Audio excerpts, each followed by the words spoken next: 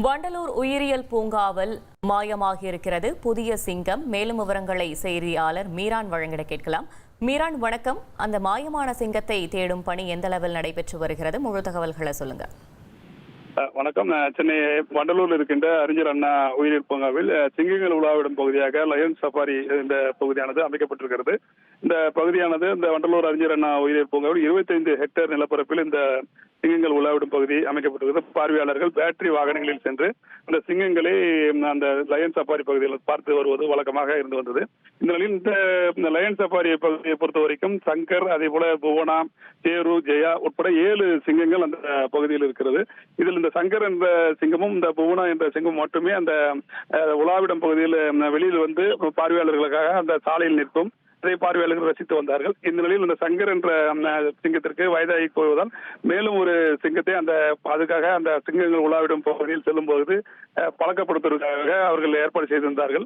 இந்த நிலையில் பெங்களூரிலிருந்து கொண்டு வரப்பட்ட அந்த சேரு என்ற சிங்கமானது கடந்த சில நாட்களாக அந்த சிங்கங்கள் உலாவிடும் பகுதியில் பழக்கப்படுத்துவதற்காக வெளியில் விடப்பட்டது. இந்த நிலையில் இந்த சிங்கங்கள் வெளியில் வரும் பொழுது இந்த சங்கர், புவனா, சேரு போன்ற 3 சிங்கங்களும் வெளியில் வந்தது. வெளியில் வந்துவிட்டு உணவு உட்கொள்ளும் பொழுது அது சரியாக அந்த யாருக்கு வருவது வழக்கமாக இருக்கும். புதிய சிங்கம் என்பதால் இந்த சேரு என்ற சிங்கமானது வெளியில் வந்தது. மீண்டும் அந்த உணவு உட்கொள்வதற்காக வரவில்லை. நேற்று முன்தினம் சென்ற சிங்கம் அதன் பிறகு அது வராததால் அதிர்ச்சி அடைந்த ஊழியர்கள் இது தொடர்பாக அதிகாரிக்கு தகவல் கொடுத்தார்கள்.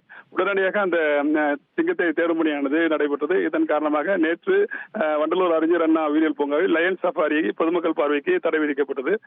ட்ரோன் மூலமாகவும் ஊழியர்களும் அந்த பகுதியில் தீவிரமாக தேடிய பொழுது அந்த சேரு என்ற சிங்கமானது அந்த 25 ஹெக்டேர் பரப்பளவு உள்ள அந்த காட்டு பகுதியில் இருப்பது தெரிய வந்திருக்கிறது.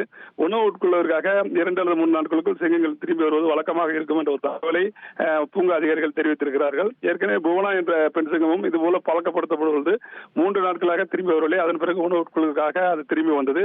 அதே போல இந்த சேரு என்ற சிங்கமும் வரும் என்ற ஒரு நம்பிக்கையோடு அவர்கள் தொடர்ந்து அந்த சிங்கத்திற்காக காத்திருக்கிறார்கள். இந்த பகுதியை பொறுத்த வரைக்கும் லயன் சஃபாரி பகுதி மிக பாதுகாக்கப்பட்ட பகுதி, 25 ஹெக்டேர் பரப்பளவுள்ள பகுதி. இந்த பகுதியிலிருந்து வெளியில் வந்து சிங்கம் செல்வதற்கு வாய்ப்பில்லை. அதனால் எந்த பதட்டமும் கிடையாது. இது வழக்கமாக நடைபெறும் நடைமுறைதான். பழக்கப்படுத்தும் போது சில சிங்கங்கள் இது போல நடந்து கொள்வது வழக்கம். அது மீண்டும் அந்த சேரு அந்த பகுதிக்கு வந்து யாருக்கு வந்த பிறகு அதன் பிறகு லயன் சஃபாரி தொடங்கும் என்ற தகவலையும் பூங்கா அதிகாரிகள் தெரிவித்திருக்கிறார்கள்.